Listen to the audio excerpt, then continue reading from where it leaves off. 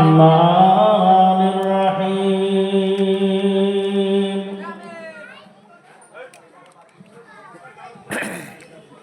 نحمده ونصلي على رسوله الكريم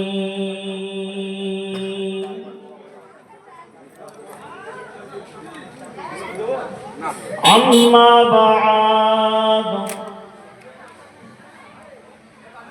فيا أيها الحاضرون رحمنا ورحمكم الله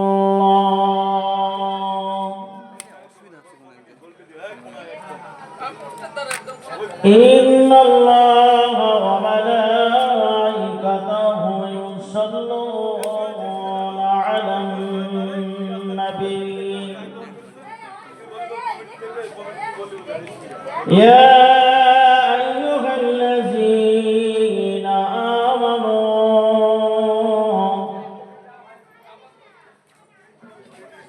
صلوا عليه وسلموا تسليما درود اللهم صل على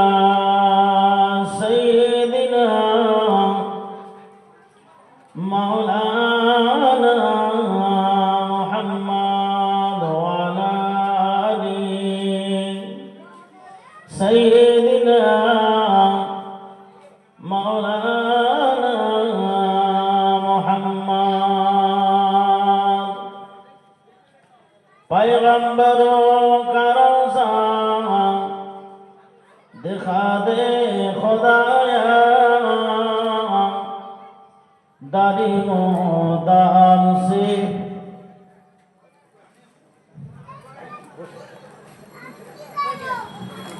मिला दे खुदाया शराबे मोहब्बत पिला दे खुदाया पैगंबरों का रोज़ा दिखा दे खुदा صل على سيدنا مولانا محمد وعلى آله سيدنا مولانا محمد আমি অসহায় তাই এত দূরে রই আমি অসহায় তাই এত দূরে রই শুধু সালাম জানাই মদিনা যাইতে পারলাম না মদিনা দেখতে পারলাম না মদিনা নাম কত সুন্দর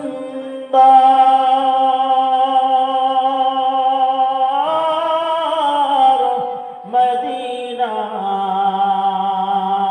কেড়েছে অন্তর মদিনা নাম কত সুন্দর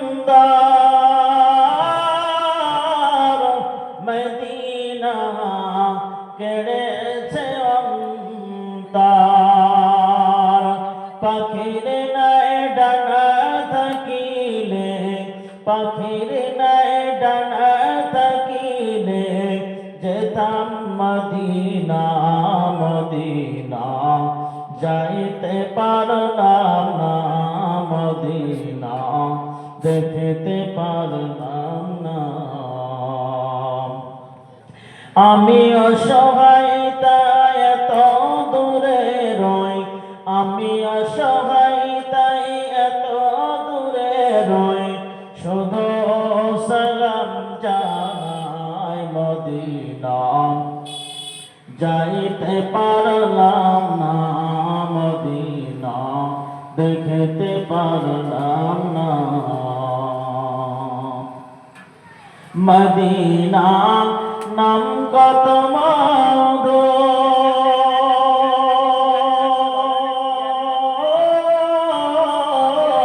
মদিনা আর যে কত দূর মদিনা নাম কত মধুর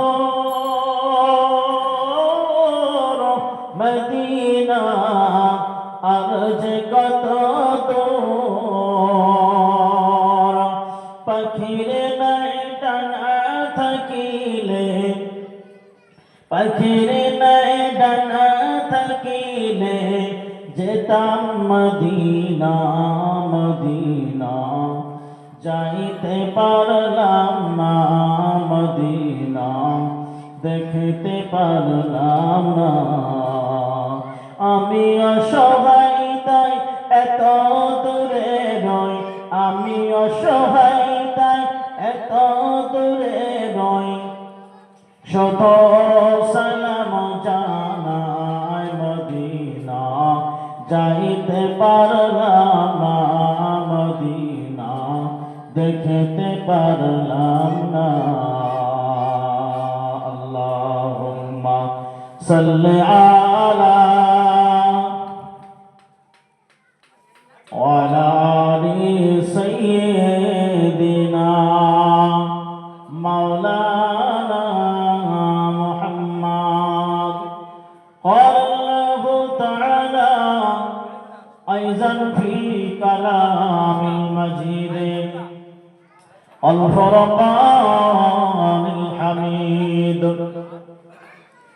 بسم الله الرحمن الرحيم إن أكرمكم عند الله أتقاكم صدق الله العظيم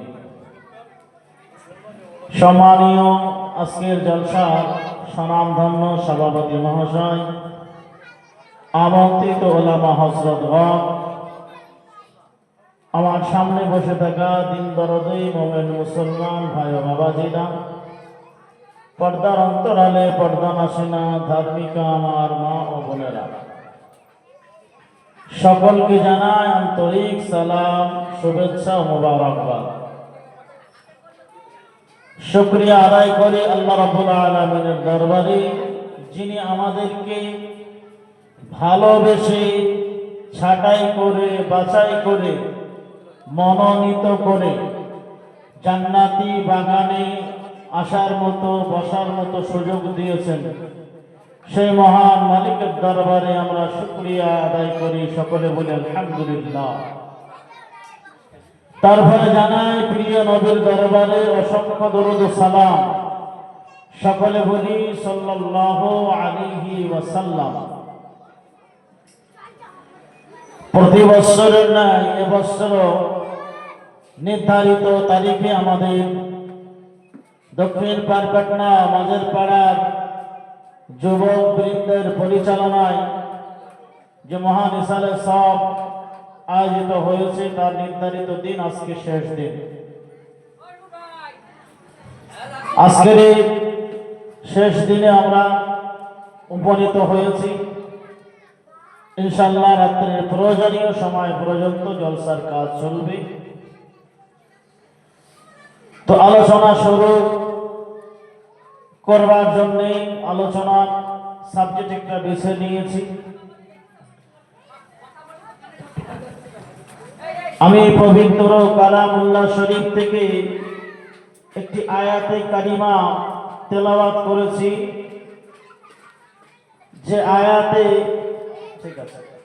যে আয়াতে কারিমা কোরআন শরীফের সূরা আল হুজুরাতের 13 নম্বর আয়াতের একটি অংশ আপনাদের মাঝে তেলাওয়াত করেছি এই আয়াতে কারিমায় আল্লাহ রাব্বুল আলামিন ঘোষণা দিচ্ছেন যে আমার কাছে ওই সমস্ত বান্দা বান্দিরাই প্রিয় যারা আমি আল্লাহ আমাকে সবচাইতে বেশি ভয় করে।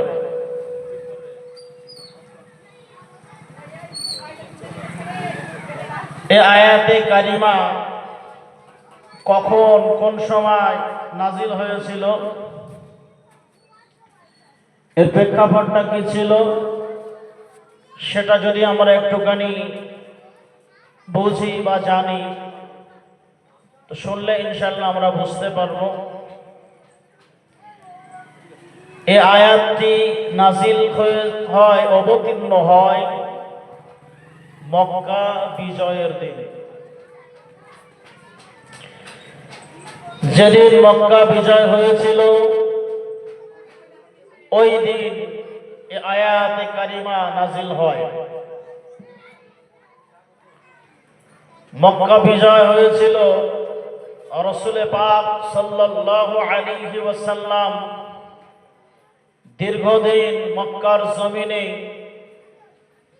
নির্যাতিত হয়ে অত্যাচারিত হয়ে রাসূলুল্লাহ মদিনাতে হিজরত করেছিলেন। আর হিজরত করার পরে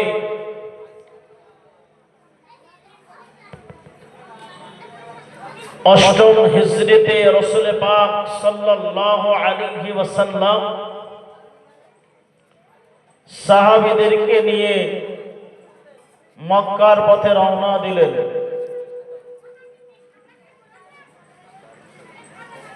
রাসূল পাক সাল্লাল্লাহু আলাইহি ওয়াসাল্লাম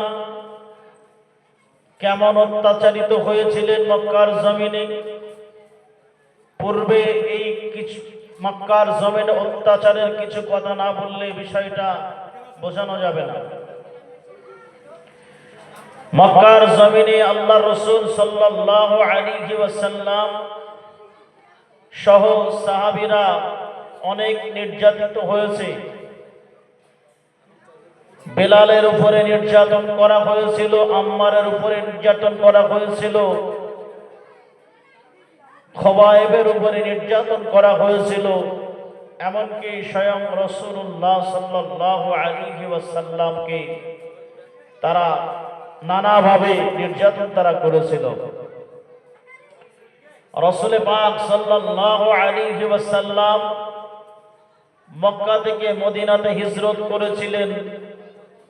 অনেক নির্যাতনের পরে মক্কা বিজয়ের দিন রাসূল পাক সাল্লাল্লাহু আলাইহি ওয়াসাল্লাম তিনি কিভাবে মক্কায় প্রবেশ করেছিলেন এই ইতিহাস আমাদের কাছে অনেকের অজানা।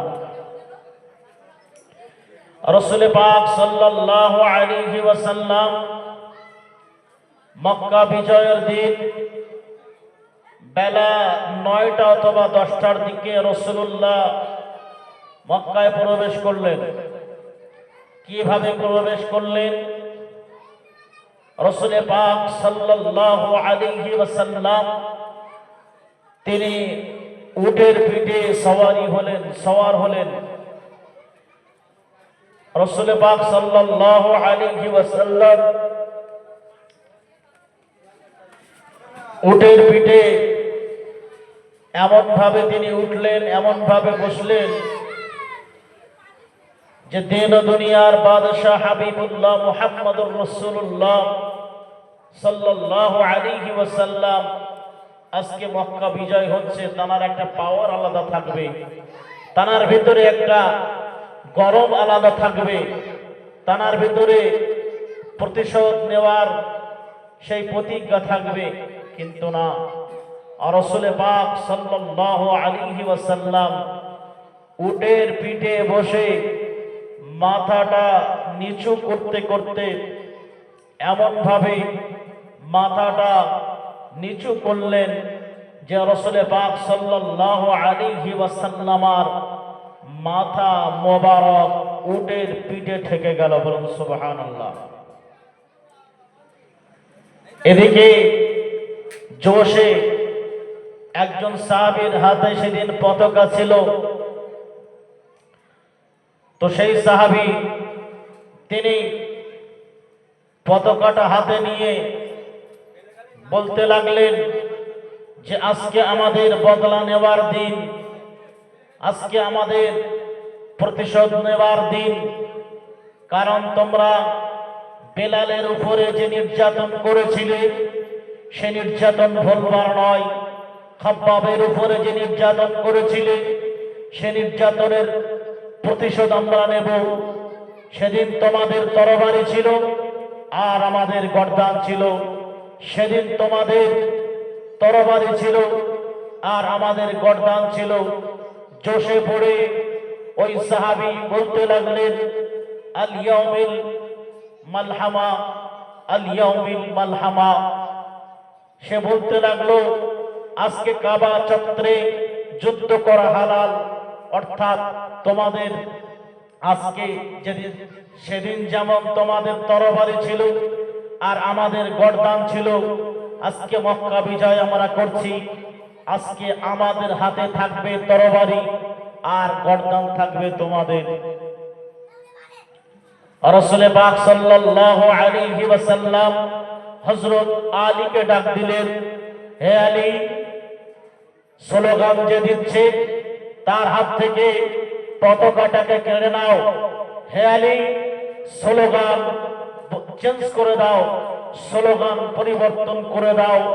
আল্লাহর রাসূল স্লোগান পরিবর্তন করে নবী আমার সেদিন বলেছিলেন, আল ইয়াউমাল মারহামা, আল ইয়াউমাল মারহামা। জোরে বলুন সুবহানাল্লাহ। আজকে এই দিন প্রতিশোধ নেওয়ার দিন নয়, আজকে এই দিনটা হলো ক্ষমা করার দিন। আজকে এই দিন হলো ক্ষমা করার দিন। বলুন সুবহানাল্লাহ। সেই প্রিয় নবী সাল্লাল্লাহু আলাইহি ওয়াসাল্লাম তিনি মক্কাতে কাবা ঘরে প্রবেশ করলেন। এই কাবা ঘরের চাবি ছিল একজনের কাছে, যার নাম হলো উসমান ইবনে তালহা। নাম কি বললাম? উসমান ইবনে তালহা। রাসূল যখন মক্কাতে ছিলেন হিজরতের পূর্বে, একদিন আল্লাহর নবী উসমান ইবনে তালহাকে বললেন, হে উসমান ইবনে তালহা, আমার মনটা চাইছে আমি একটু কাবা ঘরের ভিতরে ঢুকবো, কাবা ঘরটাকে দর্শন করতে চাই। মনে রাখবেন, এই উসমান ইবনে তালহা ইনি কিন্তু রাসূলুল্লাহর জামাই উসমান নন। অনেকে এটা না জানার কারণে ভাববেন হয়তো রাসূলুল্লাহর জামাই উসমান না। তো উসমান ইবনে তালহা কাছে কাবা ঘরের চাবি ছিল। আল্লাহর নবী উসমান ইবনে তালহাকে বললেন, হে উসমান ইবনে তালহা, কাবা ঘরের চাবিটা একটু আমাকে দাও, আমি কাবার ভিতরটা একটু পরিদর্শন করতে চাই। সেদিন উসমান ইবনে তালহা বলেছিলেন, কাবার চাবি দেওয়া যাবে না, কাবার চাবি দেওয়া যাবে না, আবু জেহেলের নিষেধ আছে, আবু জেহেলের নিষেধ আছে। কাবার চাবি আল্লাহর রাসূলকে দিল না, বরং রাসূলুল্লাহকে ছোট বড় কথা বলল। আল্লাহ নবী আমার মনটা খারাপ করে, মনটা মলিন করে সেদিন উসমান ইবনে তালহাকে লক্ষ্য করে বলেছিলেন, এ উসমান ইবনে তালহা, আজকে তুমি কাবার চাবি আমাকে দিচ্ছ না। এ উসমান ইবনে তালহা, মনে রেখে দাও, শুনে রেখে দাও, এমন একটা সময় আসবে, এমন একটা দিন আসবে যেদিন এই কাবার চাবিটা আমি রাসূলুল্লাহ আমার কাছে দিতে বাধ্য হবে। জোরে বলুন সুবহানাল্লাহ। মক্কা বিজয় হচ্ছে, চাবি দিবে না দেবে না? হ্যাঁ, আচ্ছা, আল্লাহর রাসূল সেই উসমান ইবনে তালহার সঙ্গে কেমন আচরণ করেছিলেন, কেমন ব্যবহার করেছিলেন? ও আমার বাবাজিরা, ভাইজানেরা, মায়েরা, বোনেরা, খুব খেয়াল করে শুনবেন। উসমান ইবনে তালহা সেদিন আমার নবীকে চাবি না দেওয়ার কারণে নবী আমার উসমান ইবনে তালহাকে বলেছিলেন, আরে উসমান, এমন একটা সময় আসবে যে সময় আমি রাসূল আমার কাছে কাবার চাবিটা দিতে তুমি বাধ্য থাকবে। আল্লাহর নবী আমার মক্কায় প্রবেশ করবেন, কাবার ভিতরে প্রবেশ করবেন, উসমান ইবনে তালহাকে তালাশ করলেন। এ উসমান ইবনে তালহা, কাবার চাবিটা দাও। উসমান ইবনে তালহা আল্লাহর রাসূলের কাছে কাবার চাবি দিয়ে দিলেন। ও আমার বাবাজিরা, ভাইজানেরা, মায়েরা, বোনেরা, খুব খেয়াল করে শুনবেন। আল্লাহ নবী আমার কাবা ঘরটাকে খুললেন। কাবা ঘরটাকে খোলার পরে নবী আমার কাবার ভিতরে প্রবেশ করলেন। কাবার ভিতরে প্রবেশ করে নবী আমার দেখতে পেলেন কাবার ভিতরে চারিদিকে সব মূর্তি রাখা রয়েছে।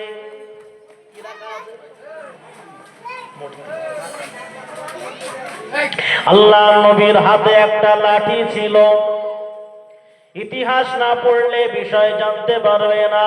আল্লাহ নবী আমার প্রত্যেক মূর্তির দিকে ওই লাঠিটা ইশারা করলে, ইশারা করে নবী আমার বলেছিলেন, অকুল জা আল হক ওয়া যাকাল বাতিল ইন্নাল বাতিলা কানা যাহুকা। আল্লাহ নবী আমার বলেছিলেন, হক এসেছে, নিশ্চয় বাতিল ধ্বংস হয়ে যাবে। বাতিল ধ্বংস হওয়ারই ছিল। জোরে বলুন সুবহানাল্লাহ। নবী আমার ওই মূর্তিগুলোর দিকে লাঠি দিয়ে ইশারা করেছিলেন, আর ইশারা করার সাথে সাথে কাবার ভিতরে মূর্তিগুলো উপুর হয়ে মুখ টুকরে পড়ে গিয়েছিল। একবার জোরে জোরে বলুন সুবহানাল্লাহ। শুধুমাত্র ইশারা করেছেন রাসূলুল্লাহ, ইশারা করেছেন, মূর্তিগুলো সব উপুর হয়ে পড়ে গেল। আল্লাহ নবী আমার সাহাবীদেরকে বললেন, হে আমার সাহাবীরা, জমজমের পানিটা নিয়ে এসো, এই কাবা ঘরটা সুন্দর করে পরিষ্কার করো, ধৌত করো। আল্লাহ নবী কাবা ঘরটা পরিষ্কার করে দিলেন। কাবা ঘর পরিষ্কার করে নবী আমার কাবার ভিতরে নামাজ আদায় করলেন। একবার জোরে জোরে বলুন না সুবহানাল্লাহ। ও আমার বাবাজিরা, ভাইজানেরা, আল্লাহ নবী আমার সেদিন চাইলে তিনি প্রতিশোধ গ্রহণ করতে পারতেন। তিনি সাহাবীদের উপরে এত নির্যাতন হয়েছিল, আল্লাহ নবী চাইলে সেদিন তিনি প্রতিবাদ করতে পারতেন, প্রতিশোধ নিতে পারতেন। কিন্তু আমার নবী সম্পর্কে অনেকেই তো জানে না। আমার নবী সম্পর্কে অনেকে উল্টো পাল্টা মন্তব্য করে না? প্রিয় নবী সম্পর্কে অনেকে উল্টো পাল্টা মন্তব্য করে, আমার নবীর নামে দুর্নাম বদনাম করে না? হ্যাঁ, আপনি ইতিহাস দেখুন। এই যে তসলিমা নাসরিন বলে এক মহিলা, আমি অন্য জাতিদের কথা ছেড়ে দিলাম, মুসলমান ঘরে জন্ম নিয়ে নাস্তিকতা লালন করে যারা, এই সমস্ত ব্যক্তিদের ভিতরে একজন রাইটার যার নাম হলো তসলিমা নাসরিন। মুসলমানেরা ওই তসলিমা নাসরিনকে কখনো মুসলমান বলে না, বলে না। সে আমার নবীর বিরুদ্ধে বই লিখেছে এবং বর্তমান সময়ে কিছু কুলাঙ্গার আছে যারা নবীর চরিত্র নিয়ে কথা বলে কিনা যে রাসূল পাক সাল্লাল্লাহু আলাইহি ওয়াসাল্লাম তিনি অর্থলোভী, তিনি নারী লোভী। নাউজুবিল্লাহ বলবেন না? হ্যাঁ, সে জামানায় মক্কার কুফফারে কুরাইশদের ভিতরে আবু জেহেল ছিল, আবু লাহাব, উতবা, সাইবা, তারাও আমার নবীর নামে কোনো কিছু বলে তারা টেকতে পারেনি। জোরে বলবেন না সুবহানাল্লাহ?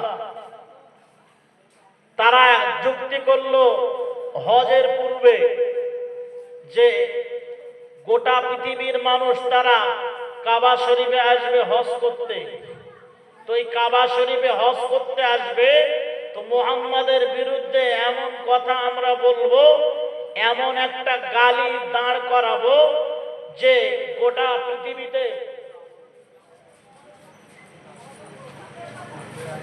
আমাদের মসজিদের ইমাম সাহেব জলসার সেক্রেটারি সাইফুল ইসলাম সাহেবের সঙ্গে আপনি একটু দেখা করুন, বিশেষ প্রয়োজন, ডায়াসের পাশে আপনার জন্য অপেক্ষা করছেন। সেদিন আবু জেহেল, আবু লাহাব, উতবা, সাইবা তারা যুক্তি করে বলল যে হজ আসার পূর্বে মুহাম্মাদের নামে এমন একটা গালি ফিট করতে হবে যে গালটা সারা পৃথিবীতে ছড়িয়ে পড়বে, যেন কেউ মুহাম্মাদের ধারে পাশে না আসে। তবে তারা একটা থিওরি অবলম্বন করলো। কেউ বলছে যে আমরা বলবো জাদুকর, কেউ বলছে কাজ্জাব, কেউ বলছে আপনার মুহাম্মদ পাগল, বলছে এইভাবে না, সবাই মিলে একটা বলতে হবে। তো কেমন থিওরি তারা অবলম্বন করলো? এক বৃদ্ধ মানুষ, এক বুড়ো মানুষ মানে বাজারে গিয়েছে, তো বাজারে গিয়ে একটা ভালো ছাগল কিনেছে। কি কিনেছে? ছাগল কিনেছে। তো ছাগল কিনে বাড়ি আসছে, তো ওই ছাগলটাকে মানে ওই খাসিটাকে খাওয়ার জন্যে দুষ্কৃতীরা তারা যুক্তি করলো। তিনজন বেশ বড় বড় মানে দুষ্কৃতী তারা যুক্তি করেছে, দেখ এই বুড়োর এই খাসি আমাদের খেতে হবে যে কোনো ভাবে। বলে কি করে খাবি? কেড়ে নিবি? বলে না, বয়স্ক মানুষ কেড়ে নেওয়া যাবে না, তবে এমন কথা বলবো যে ও খাসি ছেড়ে এমনি পালাবে। বুঝতে পারেননি? বলে তিনজনাই কিন্তু একই কথা বলতে হবে, আলাদা আলাদা বললে হবে না। যথারীতি চিন্তা ভাবনা করে তারা আলোচনা করে মানে ওই বয়স্ক মানুষ বুড়ো মানুষটার সাথে সাক্ষাৎ হয়ে গেল। একজন এসে সালাম দিল, আসসালামু আলাইকুম চাচাজি, বাজার তো অনেক করেছেন। হ্যাঁ, তো বলছে বাজার করেছেন তো ঠিকই আছে, তাই কুকুরটা কেন কিনেছেন? কুকুরটা নিয়ে আসার কি দরকার? চাচা কিনেছে কি? ছাগল। বলতে কুকুর নিয়ে এসেছেন কেন? চাচা মিয়া বলতেছে আমি তো খাসি কিনলাম, তো এক কুকুর হলো কিভাবে? বলছে চাচা বয়স হয়েছে তো ওই জন্য চোখের একটু সমস্যা হয়েছে। চাচা ভাবছে তাই তো মোটামুটি আবার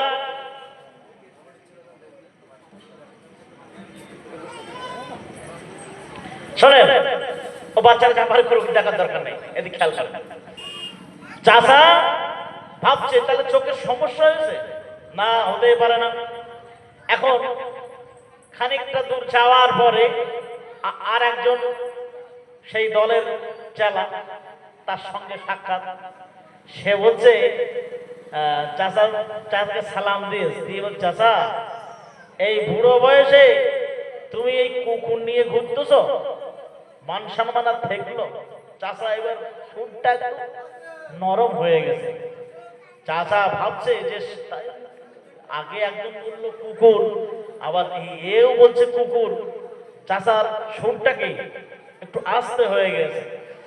এইবার সেই আসল খেড়া আছে সামনে, চাচাকে দেখি সালাম দিতে, চাচা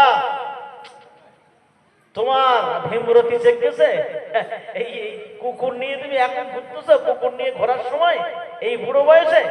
এখন চাচা ওই ছাগল ছেড়ে দিয়েছে, আর এ তিনজনা ওই ছাগলটাকে জবাই করে ভুনা করে খেয়ে নিয়েছে।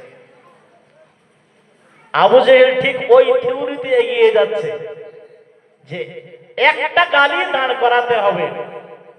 ও আমার বাবাজিরা, ভাইজানেরা, মায়েরা, বোনেরা, খুব খেয়াল করে শুনবেন। আবু জেহেল সমস্ত আল্লাহ নবীর বিরুদ্ধে গালি, আল্লাহ নবীর বিরুদ্ধে কুৎসা রটনা করবে, গালি দেওয়ার জন্য আবু জেহেল এবার চিন্তা ভাবনা করলো। আবু জেহেল বলতে লাগলো, আবু জেহেল বলতে লাগলো, এ আমার সঙ্গী সাথীরা, হজের মরশুম আসছে, নবীর নামে একটা গালি দাঁড় করাতে হবে, সবাই মিলে একটা গালি দেব যেন সবাই বিশ্বাস করে। সাহেবা আপনার উঠেছে, উঠে বলছে যে আমি একটা প্রস্তাব দিচ্ছি। কি প্রস্তাব? বলছে মোহাম্মদকে কাজ্জাব বলা যেতে পারে। কাজ্জাব মানে মিথ্যাবাদী। একটু নাউজুবিল্লাহ বলবেন না?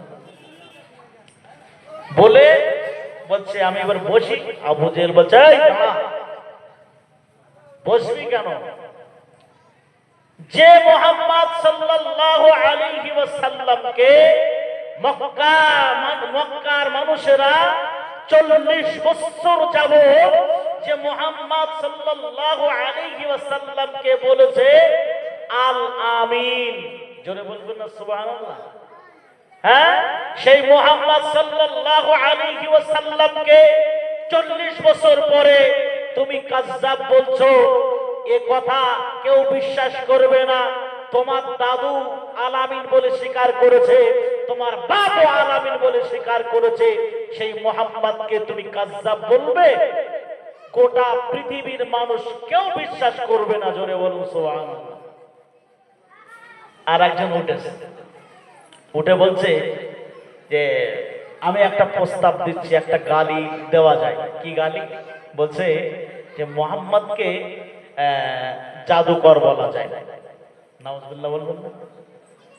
ও আমার বাবাজিরা, ভাইজানেরা, ওই মজলিসে আর একজন বেঈমান উঠে দাঁড়িয়ে বলতে লাগলো মুহাম্মদকে জাদুকর বলা যায়। আবু জেহেল বলতে লাগলো, এ বেটা, তোমার কথাটা পৃথিবীর কেউ বিশ্বাস করবে না। জাদু পৃথিবীর জমিনে সব জায়গায় চলে, কিন্তু আসমানে আকাশে তো জাদু চলে না। একবার জোরে জোরে বলুন না সুবহানাল্লাহ। আমরা নিশ্চয় ঘটনা জানি, আল্লাহ নবী আমার আসমানের চাঁদের দিকে একদিন নিজের শাহাদাত আঙুলটাকে ইশারা করেছিলেন, আর শাহাদাত আঙুলটাকে ইশারা করার সাথে সাথে আসমানের চাঁদটা ফেটে দু টুকরা হয়ে গিয়েছিল। একবার জোরে জোরে বলুন না সুবহানাল্লাহ। ও আমার বাবাজিরা, ভাইজানেরা, মায়েরা, বোনেরা, আবু জেহেল বলতে লাগে, বেটা, তোমার প্রস্তাবও কোনো গ্রহণ যোগ্যতা পেল না। আর একজন উঠে বলতে লাগলো, আমার একটা প্রস্তাব রয়েছে, আমি একটা কথা বলছি। আবু জেহেল বলছে বলো। সে বেটা উঠে বলতে লাগলো যে মুহাম্মদকে একজন কবি বলা যায়। বলছে মুহাম্মদকে একজন কবি বলা যায়। বলছে মুহাম্মদ মক্কার জমিনে কোন স্কুলে পড়েছে? বলছেন না। বলছে মক্কার জমিনে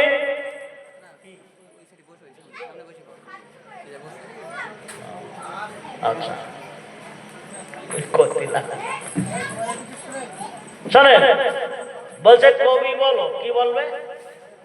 বলছে মুহাম্মদ গোটা মক্কার জমিনে কোন স্কুলে পড়াশোনা করেনি, তারপরেও মুহাম্মদ সাল্লাল্লাহু আলাইহি ওয়াসাল্লাম এত সুন্দর আরবি বলে যে গোটা মক্কার জমিনে এত সাহিত্যিক রয়েছে, কবিরা রয়েছে, তাও আল্লাহ রাসূলের সঙ্গে আরবি বলতে পারে না। জোরে বলবেন না।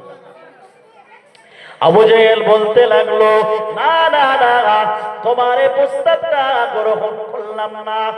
অমীমাংসিত ভাবে আবু জেহেলের মজলিস বন্ধ হয়ে গেল। সেদিন কাট্টা কাট্টা কাফের বেঈমানেরা আমার নবীর নামে কোনো গালি দাঁড় করাতে পারেনি। একবার জোরে জোরে বলুন না সুবহানাল্লাহ। আর সেই নবীকে বর্তমান জামানায় কেউ কেউ বলে নবী নাকি অর্থ নবী, যার কারণে নবী আমার খাদিজাকে বিবাহ করেছিলেন। নাউজুবিল্লাহ। আম্মা জান আয়েশা সিদ্দিকা রাদিয়াল্লাহু তাআলা আনহা হুজুর আমার বর্ণনা করেন, যেদিন আমার নবী দুনিয়া থেকে বিদায় নেবেন, আল্লাহ নবী যেদিন দুনিয়া থেকে বিদায় নেবেন, আম্মা জান আয়েশা বর্ণনা করেন, ওদিন আমার নবীর ঘরে প্রদীপের বাতি জ্বালানোর মতো কোনো তেল ছিল না। একবার জোরে জোরে বলুন না সুবহানাল্লাহ। কারণ নবী আমার, আল্লাহ পাক আমার নবীকে এমন দাতা করেছিলেন, নবী আমার নিজের জন্য কোনো কিছু রাখেননি। আজকে আমাদের পকেটে টাকা থাকতেও আমরা দান করি না, ঠিক না বলুন? আজকে আমাদের অর্থ থাকতেও আমরা দান করি না। আম্মা জান আয়েশা বলেন, যেদিন আমার নবী মারা যাবেন, ইন্তেকাল করবেন, সেদিন আমাদের ঘরেতে বাতি জ্বালানোর মতো কোনো তেল ছিল না। একবার জোরে জোরে বলুন না সুবহানাল্লাহ। ও আমার বাবাজিরা, ভাইজানেরা, মক্কার জমিনে আপনারা নিশ্চয়ই হাতেম তায়ের নাম শুনেছেন। হাতেম তায়ের নাম শুনেছেন? তিনি কি, তার কি কাজ ছিল? তার একটা সৎ বোনের কথা কি জানা আছে? হাতেম তাই জানা আছে? হাতেম তাই হলো রাসূল পাক সাল্লাল্লাহু আলাইহি ওয়াসাল্লামের সমসাময়িকের লোক, অথবা কিছু আগে। তো হাতেম তাই তিনি হলো দানবীর।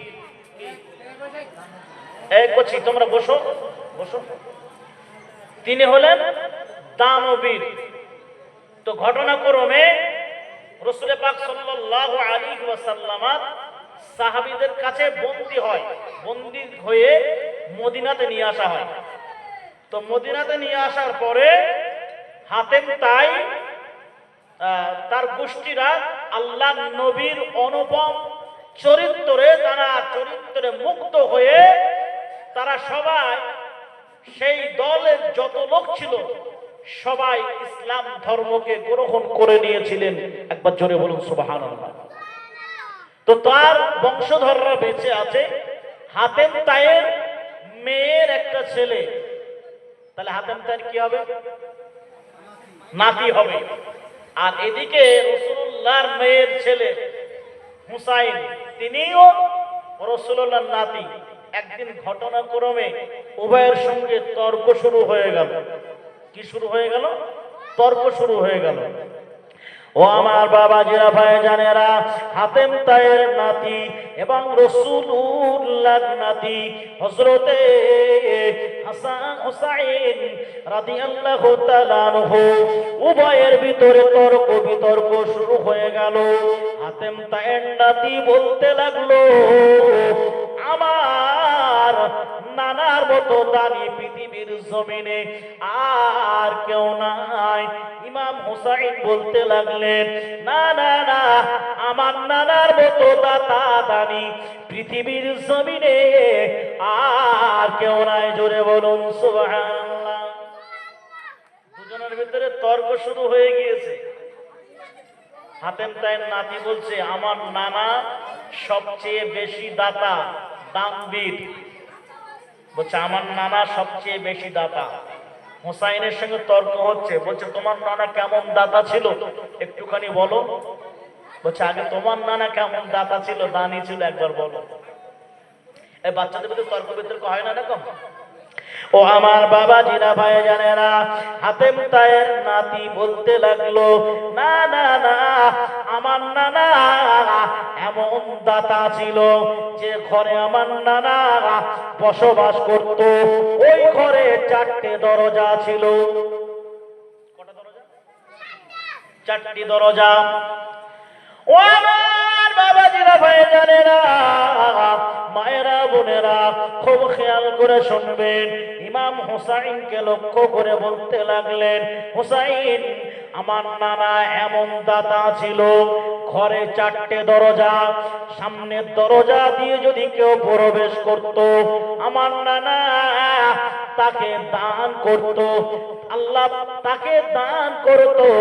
এবং ওই একই ব্যক্তি যখন আবার পিছন দিয়ে পাশের দরজা দিয়ে ঢুকতো, আমার নানা তাকে আবারও দান করত।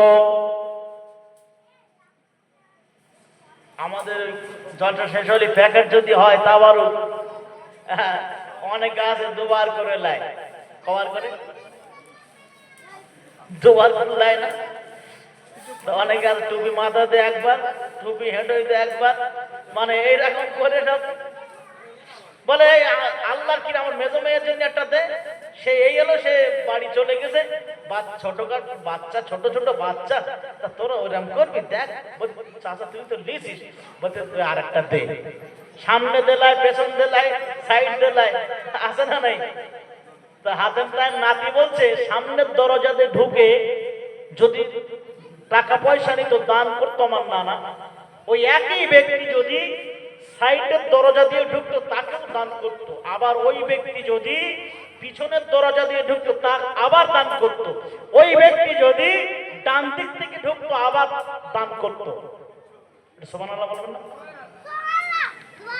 আল্লাহ নবী নাতি হুসাইন বলতে লাগলেন, এ হাতিম তাইয়ের নাতি শুনে রাখো, তোমার নানা ঘরে যে ঘরে বসবাস করত, ওই ঘরে সামনে 4টে দরজা ছিল, যে দরজাতে ঢুকতো সেই দরজাতে ভিক্ষুককে দান করত। তবে শুনে রেখে দাও, জেনে রেখে দাও, আমার নানা আল্লাহ পাক ঘর দিয়েছিল, 4টে দরজা ছিল না, আমার নানার ঘরে একটা মাত্র দরজা ছিল। কিন্তু শুনে রেখে দাও, আমার নানার কাছে যদি জীবনে কোনো ভিখারি আসতো, আমার নানা এত পরিমাণ দান করত, ওই ভিখারিকে জীবনে আর কোনোদিন ভিক্ষা করা লাগতো না। একবার জোরে জোরে বলুন না সুবহানাল্লাহ। বলছে তোমার নানার ঘরের দরজা ছিল 4টে, 4 দিক থেকে একই ব্যক্তি আসলে দান করতো, কিন্তু আমার নানা মানে প্রথমবার নেওয়ার পরে তারপরেও তার চাহিদা থেকে যেত, চাহিদা না থাকলে সে আবার নিত, দ্বিতীয়বার নেওয়ার পরে আরো চাহিদা থেকে যেত, তৃতীয়বার নিয়ে চতুর্থবার নিয়ে চলে যেত। কিন্তু আমার নানার কাছে যদি কোনো ভিক্ষুক জীবনে একবার আসতো, আমার নানা তাকে এত দিত যে সেই তাকে আর ভিক্ষা করা লাগতো না। জোরে বলুন সুবহানাল্লাহ। ও আমার বাবাজিরা, ভাই জানেরা, মায়েরা, বোনেরা, খুব খেয়াল করে শুনবেন, আল্লাহ নবীর কাছে একজন ভিক্ষুক আসলেন। এক ভিখারি নবীজির কাছে এসেছে, ভিখারি এসে বলছে, ইয়া রাসূলুল্লাহ, আমার কিছু অর্থের দরকার, টাকা পয়সার দরকার। নবীজি বলছে, চেহারা দেখে বলছে, তোমার তো চেহারা ছবি ভালো, গায়ে শক্তি রয়েছে, তারপরেও তুমি ভিক্ষা করবে কেন? তা আল্লাহর তরফ থেকে রাসূলুল্লাহর উপর একটা রহমত, রাসূলুল্লাহ এমন কাজ করেছেন যে ভিক্ষুক ভিক্ষা করতে এসেছে, পরের বছর সেই ভিক্ষুক যাকাতের টাকা নবীর কাছে দিতে এসেছে। জোরে বলবেন না সুবহানাল্লাহ। আল্লাহ রাসূল বলছে, কি ব্যাপার, তোমার গায়ে শক্তি আছে, তোমার সামর্থ্য রয়েছে, আর তুমি ভিক্ষা করছো? আমাদের সমাজে এরকম ভিক্ষুক আছে না নেই? হ্যাঁ, শক্তি আছে গায়ে, মানে শরীরে শক্তি রয়েছে, তারপরেও আমরা দেখেছি কিছু মানুষ রয়েছে, তারা যেন মানুষের কাছে হাত না পাতলে তাদের মানে পেট ভরে না, তাদের মোটামুটি চাহিদা পূরণ হয় না। আমরা দেখেছি কত মানুষ, সুস্থ মানুষ, কাজ করতে পারে, অথচ কাজ করবে না, অলস হয়ে ঘুরবে আর লোকের কাছে চাইবে। বাজারে গেলে অনেক সময় দেখা যায় এরকম পার্টি, দেখা যায় না, যায় না? হ্যাঁ, আবার দেখেন যদি ইচ্ছা থাকে, বলে না ইচ্ছা থাকলে উপায় হয়, কত মানুষ রয়েছে দুটো পা নেই, তারপরেও মানুষের কাছে হাত পাততে তাদের লজ্জা লাগে, পা নেই তারপরেও তারা কর্ম করে, নিজের কর্ম নিজে করে, নিজের উপার্জন নিজেই উপার্জন করে নিজে খায়। পা নেই, আচ্ছা হাত নেই পা নেই, এইসব ব্যক্তিকে তো দিতে হয় নাকি?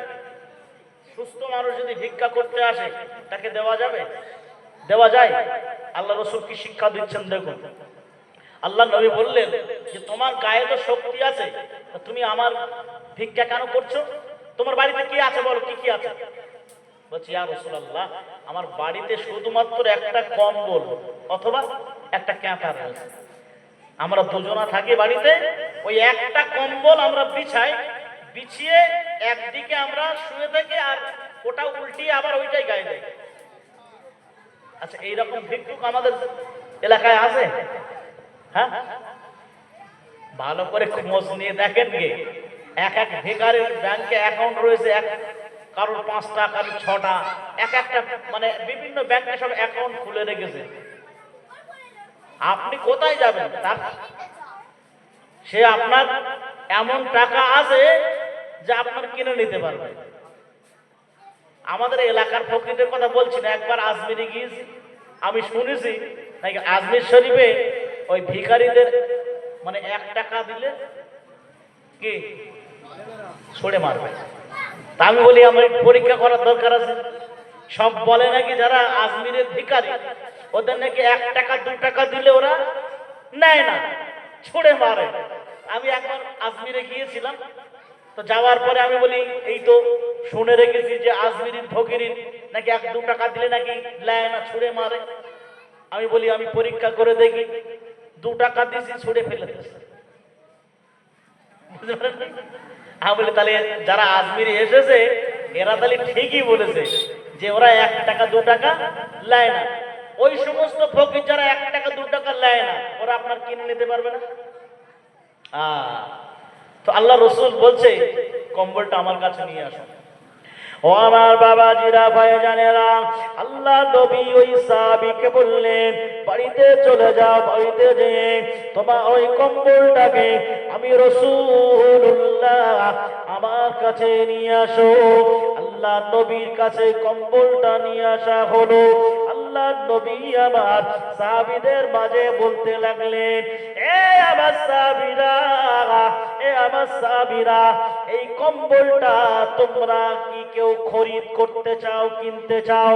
সাহাবীদের মাঝখান থেকে একজন বলে উঠলেন, ইয়া রাসূলুল্লাহ, আমি 1 দিরহামের বিনিময়ে এই কম্বলটাকে কিনতে চাই।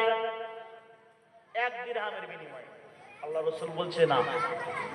আর কেউ আছো? পাশের থেকে আর একজন সাহাবী বলতে লাগলেন, ইয়া রাসূলুল্লাহ, ওই কম্বলটাকে আমি 2 দিরহামে ক্রয় করতে চাই। নবী আমার বললেন, তবে দাও, তুমি 2 দিরহাম দাও। আল্লাহর নবী আমার 2 দিরহাম নিয়ে ওই কম্বলটাকে ওই ব্যক্তির কাছে দিয়ে দিলেন। ও আমার বাবাজিরা ভাইজানেরা, 2 দিরহাম দেওয়ার পরে নবী আমার ওই 2 দিরহাম সাহাবীর হাতে দিয়ে বললেন, 1 দিরহাম দিয়ে তুমি বাজার করো, আর এই বাজার করে 1 দিরহাম দিয়ে তুমি বাজার করো, আর 1 দিরহাম দিয়ে তুমি বাজার থেকে একটা কুঠার কেনো, মানে কাঠ কাটে আমরা যেটা কি বলি করুল, তুই একটা কিনে নিয়ে এসো। বাজার থেকে বাজার করে নিয়ে আসা হলো, গরুলো নিয়ে আসা হলো। আল্লাহর নবী আমার বললেন, এ আমার সাহাবী, এই বাজারটাকে নিয়ে তুমি তোমার বিবির কাছে দিয়ে দাও, আর এই কুঠারটা নিয়ে জঙ্গলে চলে যাও। জঙ্গলে যে তুমি কাঠ কাটে বিক্রি করবে, 15 দিন যেন আমি তোমার আমার সামনে না দেখি। জোরে বলুন।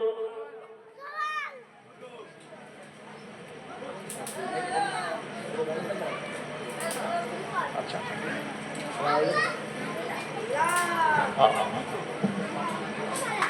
ডেকোরেশনের দায়িত্বে যে ভাই আছেন, সাউন্ড ম্যান, আপনাকে একটু বিশেষ প্রয়োজন। এই পাশের মাইকগুলো আপাতত বন্ধ থাকবে, হ্যাঁ, মানে যেহেতু মসজিদে আজান হবে তো, হ্যাঁ, এই দিকগুলো চলুক আর এই বক্সগুলো থাকুক। এখান থেকে গেট থেকে গেলে বাইরের মাইকগুলো বন্ধ করে দিন না, অসুবিধা নেই। এধারও তো মসজিদ রয়েছে, এধারও তো নামাজ পড়ে। না, এদের তো একটু দূরে আসে, এদিকে আওয়াজটা অত যাবে না, এই পাশে থাকবে না।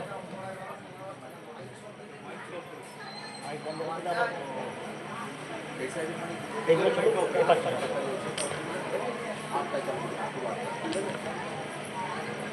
আল্লাহ নবী বললেন যে 15 দিন যেন আমার চোখের সামনে আসবে না। কদিন আসবে না? 15 দিন। ও আমার বাবাজিরা, ভাই জানেরা, আল্লাহ নবীর এই কথা শুনে ওই সাহাবী ওই কুঠার নিয়ে জঙ্গলে গিয়ে কাঠ কাটতে শুরু করলেন। 15 দিন পরে ওই সাহাবী আল্লাহ নবীর কাছে ফিরে আসলেন। ওই সাহাবী আল্লাহ নবীর কাছে ফিরে এসে আল্লাহ নবীর কাছে আপনার কিনা প্রায় 15 দিরহাম নবীর কাছে এসে দেখালেন। একবার জোরে জোরে বলুন না সুবহানাল্লাহ। এক সাহাবী এসে, ইয়া রাসূলুল্লাহ, আমার চাহিদা আছে, ইচ্ছা আছে, বিবাহ করব, কিন্তু টাকা নেই, অর্থ নেই।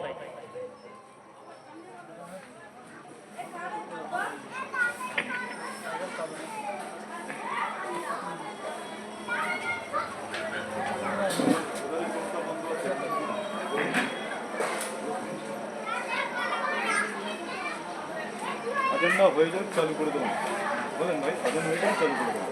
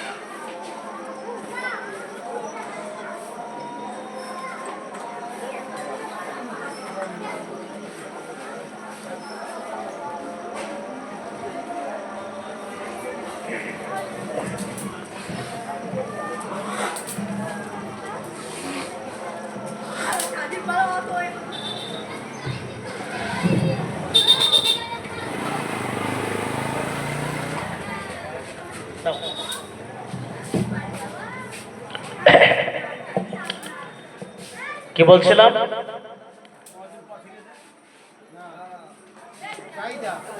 হ্যাঁ, চাহিদা আছে, বিয়ে করবে, মনে চাহিদা আছে, ইচ্ছা আছে, কিন্তু টাকা নেই। আল্লাহ নবী আমার বললেন, তোমার চাহিদা আছে হে যুবক, তুমি বিয়ে করো। বিয়ে করেছে, অভাব বেড়েছে না কমেছে? টাকা নেই তো, অভাব বেড়েছে। আল্লাহ রাসূলের দরবারে এসেছে, ইয়া রাসূলুল্লাহ, ইয়া হাবিবাল্লাহ, আপনি তো পরামর্শ দিয়েছেন, আমি তো বিবাহ করেছি, আমার তো আরো অভাব বেড়ে গিয়েছে। আল্লাহ রাসূল বলছে, আরো একটা বিয়ে করো। ওই সাহাবী গিয়ে আবার একটা বিয়ে করেছে। তৃতীয়বার এসে বলছে, ইয়া রাসূলুল্লাহ, আচ্ছা, এই দ্বিতীয় যে বিয়ে করেছে, অভাব আরো বেড়েছে না কমেছে? আরো বেড়েছে। তৃতীয়বার আবার এসেছে আল্লাহ রাসূলের কাছে, ইয়া রাসূলুল্লাহ, অভাব তো আরো বেড়ে গেল। আল্লাহ রাসূল বলে, আর একটা বিয়ে করো। কি বুঝলেন?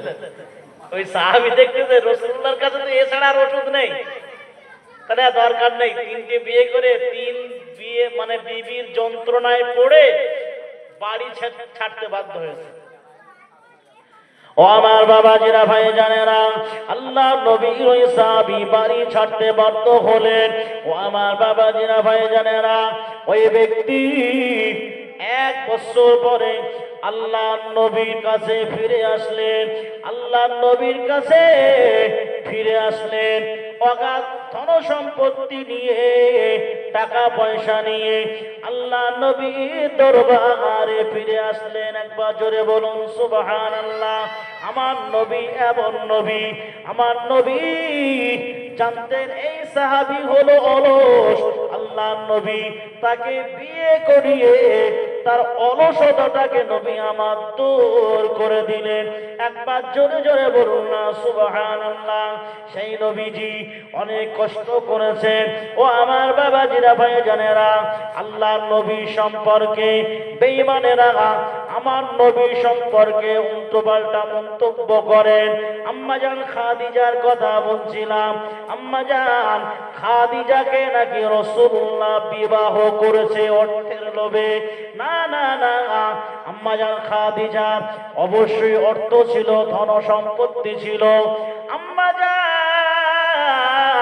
খাদিজার এত সম্পদ আল্লাহ পাক দিয়েছিলেন। আম্মাজান খাদিজার উটগুলো যখন ব্যবসার জন্য লাইন দিত, কয়েক মাইল উটের লাইন দেখা যেত। একবার জোরে জোরে বলুন না সুবহানাল্লাহ। কয়েক মাইল শুধু উটের লাইন দেখা যেত। আম্মাজান খাদিজাতুল কুবরা রাদিয়াল্লাহু তাআলা আনহা আল্লাহ নবীর সঙ্গে বিবাহ জীবনে আবদ্ধ হয়েছিলেন। ঘটনা আমাদেরকে জানতে হবে। বলছে রাসূলুল্লাহ অর্থের লোভে না, আল্লাহ নবী তো প্রস্তাব দেয়নি। আমার নবীর ব্যবহারে, আমার নবীর এই সুন্দর চরিত্রের কারণে আম্মাজান খাদিজা নিজেই প্রস্তাব পাঠিয়েছিলেন। জোরে বলুন সুবহানাল্লাহ। কোন বর্ণনায় এসেছে যে আম্মাজান খাদিজা গোপনে রাসূলুল্লাহর কাছে চিঠি পাঠিয়েছিলেন। জোরে বলবেন না। ও আমার বাবাজেরা, ভাইজানেরা, খুব খেয়াল করে শুনবেন। আম্মাজান খাদিজাতুল কুবরা রাদিয়াল্লাহু তাআলা আনহা আল্লাহর নবীর সঙ্গে বিবাহ জীবনে আবদ্ধ হয়ে আম্মাজান খাদিজাতুল কুবরা যত অর্থ সম্পদ ছিল সবগুলোকে আমার নবীর কদম মোবারকে লুটিয়ে দিয়েছিলেন। একবার জোরে জোরে বলুন না সুবহানাল্লাহ। ও আমার বাবাজিরা, ভাইজানেরা, আল্লাহর নবী আমার এই সম্পদগুলোকে গোটা উম্মতের জন্য নবী আমার আম্মাজান খাদিজার সম্পদগুলোকে নবী আমার উম্মতের মাঝে তিনি বুলিয়ে দিলেন। একবার জোরে জোরে বলুন না সুবহানাল্লাহ। আল্লাহর নবী আমার একদিন রাসূল আমার কান্নাকাটি করছিলেন। আল্লাহর নবীর স্ত্রী হযরত আম্মাজান আয়েশা সিদ্দিকা রাদিয়াল্লাহু তাআলা আনহা আল্লাহর নবীকে লক্ষ্য করে বললেন, ইয়া রাসূলুল্লাহ, ইয়া হাবিবাল্লাহ, হুজুর এই সময় আপনার কান্নার কারণটা কি? কোন যুদ্ধে কোন বিপর্যয় হয়েছে নাকি? আল্লাহর নবী বলেন, না ইয়া রাসূলুল্লাহ, আপনার কোন সাহাবী মৃত্যুবরণ করেছে নাকি? নবী আমার বলেন, ও বিবি আয়েশা, না না না, তবে আপনি কেন কান্নাকাটি করছেন? নবী আমার সেদিন আম্মাজান আয়েশা সিদ্দিকা রাদিয়াল্লাহু তাআলা আনহাকে বলেছিলেন, ও বিবি আয়েশা সিদ্দিকা রাদিয়াল্লাহু তাআলা আনহা, শুনে রাখো, না না না, হঠাৎ করে আমার বিবি খাদিজার কথা মনে পড়েছে।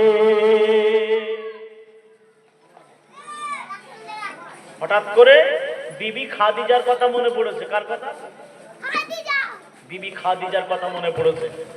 তো আল্লাহ রাসূল সাল্লাল্লাহু আলাইহি ওয়াসাল্লাম যখন খাদিজার কথা বললেন, আম্মাজান আয়েশা ভাবলেন যে আপনার এতটা বিবি রয়েছে, তারপরেও একজন বুড়ি মহিলা, কি বুড়ি মহিলা খাদিজার জন্য আপনার কান্নার কারণ কি?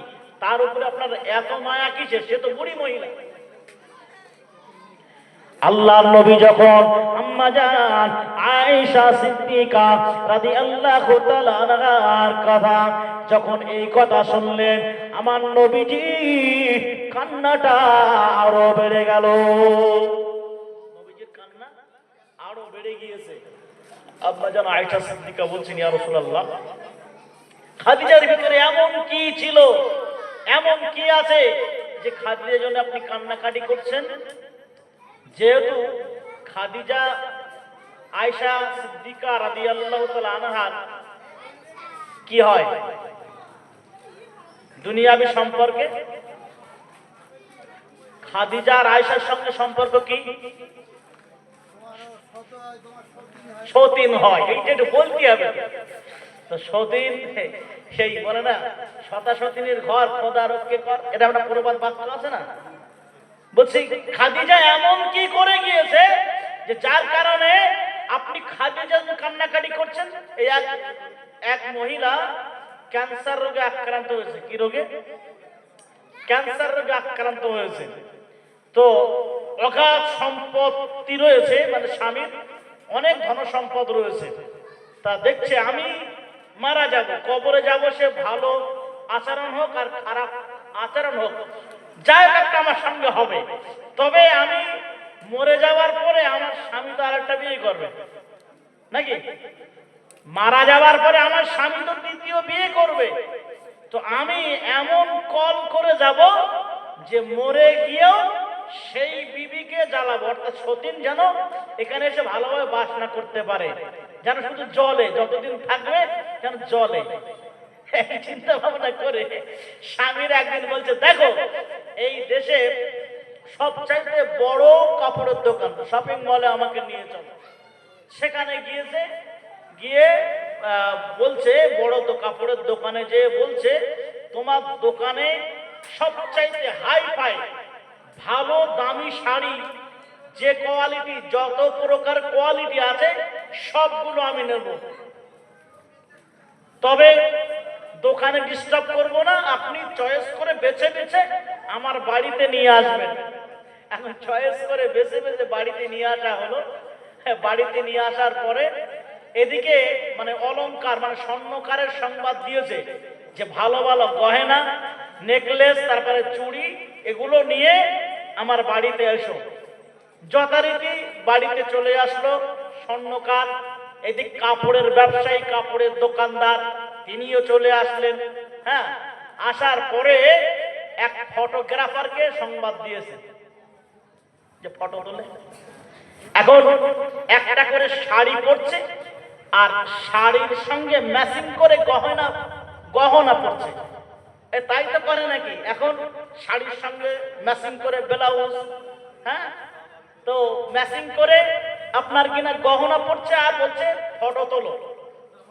তো মোটামুটি এইভাবে বেশ কয়েক মানে একাধিক ফটো তুলেছে, বিভিন্ন ড্রেস পরে, বিভিন্ন দামি দামি শাড়ি পরে, গহনা পরে ছবি তুলেছে। তুলে অ্যালবামে মানে সেটিং করে নিয়েছে। সেটিং করে বলছে, দেখো আমি তো বেশি দিন বাঁচবো না, তো আমি এগুলো কিনে কি করব, আমি তো কিনতে পারবো না, তবে তোমরা যে এসেছো কষ্ট করে, তোমাদেরকে পারিশ্রমিক দিচ্ছি, টাকা পয়সা দিচ্ছি, তোমরা টাকা পয়সা নিয়ে চলে যাও। তো যথারীতি যে যার মতো টাকা পয়সা নিয়ে বাড়িতে চলে গেল। আর এই অ্যালবামে ছবিগুলো নিয়ে আপনার আলনার ভিতরে রেখে দিয়েছে। কিছুদিন পরে স্ত্রী মারা গিয়েছে, স্বামী বিয়ে করেছে। এখন বিয়ে করার পরে ওই স্ত্রী এসেছে, এসে যে আগের স্ত্রী কেমন ছিল, শুনবে না এবং এই আমাদের এই লোকের আগের যে স্ত্রী কেমন ছিল জিজ্ঞেস করে না। তা মোটামুটি একদিন ঘাটতে ঘাটতে সেই আলমারি খুলেছে।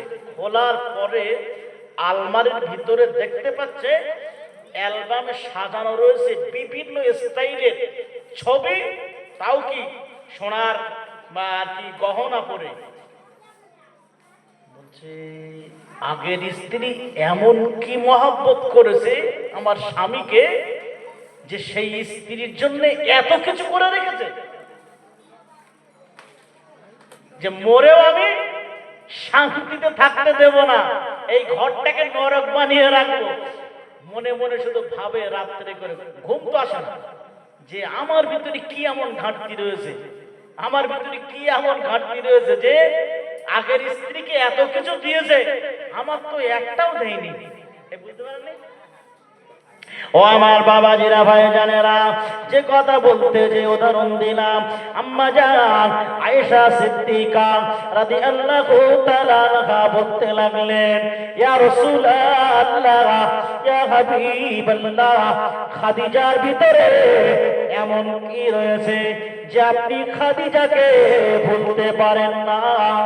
ওই দিন নবী আমার বলেছিলেন, ও বিবি আয়েশা, খাদিজার কটা গুণের কথা তোমাকে বলবো, বলো।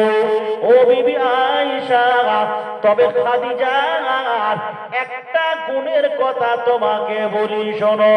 আমার বিবি খাদিজা, যেদিন আমি রাসূলুল্লাহ কলেমার প্রচার করেছিলাম, সর্বপ্রথম মহিলাদের ভিতরে যে ব্যক্তি কলেমা পড়ে ঈমান এনে মুসলমান হয়েছিল, সে তো অন্য কেউ নয়, সে হলো বিবি খাদিজা। জোরে বলুন সুবহানাল্লাহ। ও বিবি আয়েশা, আমি যখন দ্বীনের প্রচার করার জন্য মক্কার কুফারে কুরাইশদের মাঝে কলেমার প্রচার করতে যেতাম, মক্কার কুফারে কুরাইশেরা আমাকে অনেক নির্যাতন, অনেক ছোট বড় কথা বলতো। ও বিবি আয়েশা, আমি যখন ঘরেতে ফিরে আসতাম, বিবি খাদিজা সান্ত্বনায় আমার মনের ভিতরে আল্লাহ পাক সাহস জুগিয়ে দিতেন। একবার জোরে জোরে বলুন না সুবহানাল্লাহ। দরুদ শরীফ। আল্লাহুম্মা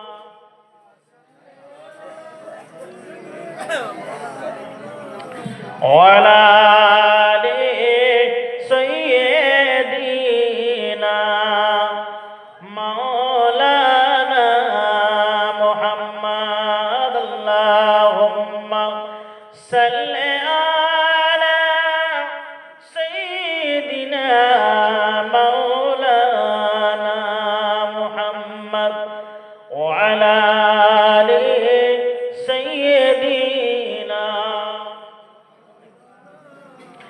ইয়াসিন তাহা তোমার লকব জানি,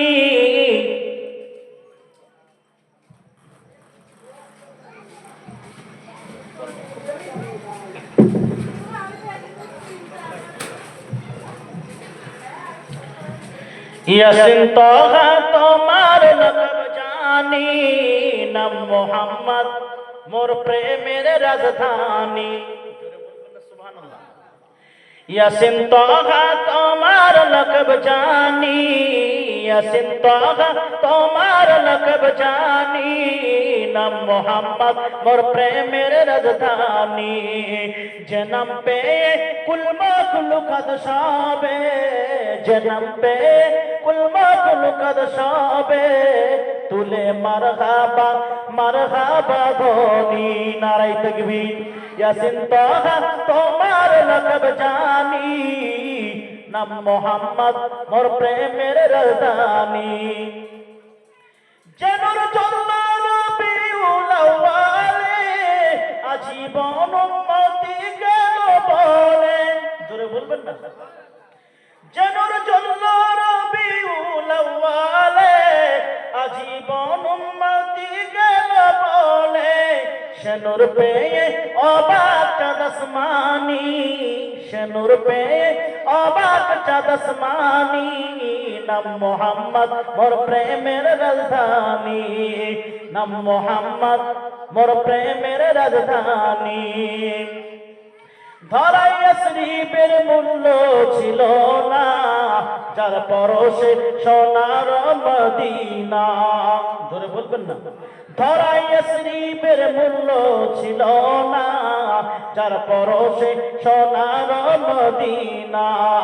চুমুখে কদম পাক নুরানি, চুমুখে কদম পাক নুরানি, নাম মোহাম্মদ মোর প্রেমের রাজধানী। কাল হাসরে সবার মুখে মুখে নফসি রবে কাহার নামের দুঃখে কাল হাসরে সবার মুখে মুখে নফসি রবে কাহার নামের দুঃখে পেতে চাই সেদিন আমি তবু কত কৌসার যাহা পান করিলে মোর খুঁজে যাবে আদার শাফাত চাই যে আমি ও শফিয়ে মাহশর তোমার সাথে ফেরদাউসে গিয়ে তোমার সাথে ফেরদাউসে গিয়ে দেখতে চাই তব চেহারা নুরানি ইয়াসিন তাহা তোমার লকব জানি ইয়াসিন তাহা তোমার লকব জানি নাম মোহাম্মদ মোর প্রেমের রাজধানী নারায়ে তাকবীর। দেখেছি দেখে বলেছি প্র্যাকটিস করা হয়নি। যাই হোক, আমি গজলের মানে মতলবটা বোঝাতে চাইছি, শিল্পী তো নই। যে রাসূল পাক সাল্লাল্লাহু আলাইহি ওয়াসাল্লাম তিনি হলেন আমাদের প্রেমের রাজধানী। আমরা নিজের জীবন থেকে প্রিয় নবীকে বেশি ভালোবাসি, জোরে বলবেন না সুবহানাল্লাহ। তো আম্মা জান খাদিজাতুল কুবরা সম্পর্কে আয়েশা সিদ্দিকা জিজ্ঞাসা করছেন, ইয়া রাসূলুল্লাহ, কি এমন তানার ব্যবহার, কি এমন করেছে যার কারণে আপনি খাদিজার কথা বলতে পারছেন না? ও আমার বাবাজিরা ভাইজানেরা, নবী আমার সেদিন বলেছিলেন, ও বিবি আয়েশা শুনে রাখো, বিবি খাদিজা আমার সঙ্গে অনেক কষ্ট করেছে ইসলামের জন্য। বিবি খাদিজার কোনো অভাব ছিল না, কোনো কষ্ট ছিল না। রাজপ্রাসাদে বসবাস করত বিবি খাদিজা, রাজকীয় খাবার তিনি গ্রহণ করত। কিন্তু বিবি খাদিজা ইসলামকে কবুল করার কারণে বিবি খাদিজা আমার সাথে বিবাহ জীবনে আবদ্ধ হওয়ার কারণে বিবি খাদিজা জীবনে এমন কষ্ট করেছে। ও বিবি আয়েশা, তোমরা জীবনে ওই রকম কষ্ট করতে পারবে না। বিবি খাদিজা তো ছিল আমার দুঃখের দিনের সাথী, তোমরা তো এখন আমার সুখের দিনের সাথী। ও বিবি আয়েশা, বিবি খাদিজা শিয়াবে আবু তালিবে, আমি রাসূলুল্লাহ আমার সাথে শিয়াবে আবু তালিবে 3 বছর বন্দী ছিল। আল্লাহর নবীকে শিয়াবে আবু তালিবে 3 বছর বন্দী করে রাখা হয়েছিল, জানেন তো নাকি? ও আমার বাবাজিরা ভাইজানেরা, আল্লাহর নবী আমার বলেন, ও বিবি আয়েশা, শিয়াবে আবু তালিবে 3 বছর খাদিজা আমার সাথে, আমরা যে জায়গায় বসবাস করতাম মাথার উপরে কোনো ছাদ ছিল না, মাথার উপরে কোনো ছাদ ছিল না। ওই ফাঁকা জায়গায় 3 বছর আমরা অতিক্রম করেছি, 3 বছর আমরা কাটিয়েছি। বিবি খাদিজার উটের, একটু আগে বলছিলাম, বিবি খাদিজার ব্যবসার উটগুলো যখন লাইন দিত, কয়েক মাইল শুধু উট দেখা যেত। বিবি খাদিজা ও সব কিছু ছেড়ে দিয়ে ওই শিয়াবে আবি তালিবে গাছের পাতা খেয়ে, গাছের শিকড় খেয়ে এইভাবে 3 বছর অতিক্রম করেছে। একদিন নবী আমার বিবি খাদিজাকে লক্ষ্য করে বলেছিল, ও বিবি খাদিজা, ও বিবি খাদিজা, তুমি তোমার ওই রাজপ্রাসাদ ছেড়ে দিয়ে, রাজকীয় খাবারখানা ছেড়ে দিয়ে আমি নবী আমার জন্য তুমি এত কষ্ট করছো। ও বিবি খাদিজা, তুমি না হয় ছেড়ে আমাকে ছেড়ে দিয়ে আবার চলে যাও, আবার তুমি ব্যবসা শুরু করো, আবার তুমি রাজপ্রাসাদে বসবাস করবে, রাজপ্রাসাদে থাকতে পারবে, রাজকীয় খাবার তুমি আবার খেতে পারবে। ও বিবি খাদিজা, আমার সাথে থাকলে তোমার অনেক কষ্ট হবে। বিবি খাদিজার শরীরটা অনেক দুর্বল হয়ে গিয়েছিল, অনেক ভেঙে পড়েছিল, বিবি খাদিজা অনেক খারাপ হয়ে গিয়েছিল। আল্লাহ নবী এই দিকটা ভেবে বিবি খাদিজাকে বলেছিলেন, তুমি না হয় আমাকে ছেড়ে আবার চলে যাও, ব্যবসায় লেগে যাও, আল্লাহ পাক তোমাকে তো অনেক সম্পদ দিয়েছে। সেদিন বিবি খাদিজা আল্লাহ নবীকে লক্ষ্য করে বলেছিলেন, ইয়া রাসূলুল্লাহ, ইয়া হাবিবাল্লাহ, হুজুর গো, না না না না না, আমি বিবি খাদিজা আপনার সাথে 3 বছর লতা পাতা খেয়েছি। আল্লাহ নবীর কথা শুনে বিবি খাদিজা কান্নাকাটি শুরু করে দিল। নবী আমার বলেন, বিবি খাদিজা কেন কাঁদো? আম্মা জান খাদিজা বলেছিলেন, ইয়া রাসূলুল্লাহ, আমি 3 বছর আপনার কিনা গাছের পাতা খেয়েছি, 3 বছর আমি এই ফাঁকা জায়গায় বসবাস করেছি, তার জন্য আমার কোনো কষ্ট হয় না। ইয়া রাসূলুল্লাহ, আমি বিবি খাদিজা আমার এই জন্য কষ্ট হয়। দীর্ঘ 40 বছর পার হয়ে গেল, 40 বছর পর্যন্ত আমি আপনাকে পেলাম না, আপনাকে তো পেয়েছি 40 বছর বয়সে। ইয়া রাসূলুল্লাহ, ইয়া হাবিবাল্লাহ, হুজুর, আমি খাদিজা নবী আরো 40 বছর পূর্বে আপনাকে পেয়ে যেতাম, আর 40 বছর ধরে ধরে যদি আমি গাছের পাতা, গাছের শিকড় খেতে পারতাম, আমি খাদিজা আমার জীবনটা বড় ধন্য হয়ে যেত। চিৎকার দিয়ে বলুন না সুবহানাল্লাহ, নারে তাকবীর, নারে তাকবীর, নারে তাকবীর। জনাব পীরজাদা আবুল বাশার ভাইজান বলেন জিন্দাবাদ, নারে তাকবীর। ভাইজান এসেছেন, অসমাপ্ত আলোচনা এখানে এটি করলাম। আমার নবীজি অর্থের জন্য খাদিজাকে বিয়ে করেছিলেন? না, অর্থের জন্য করেননি। রাসূলুল্লাহ এই ইসলামকে জিন্দা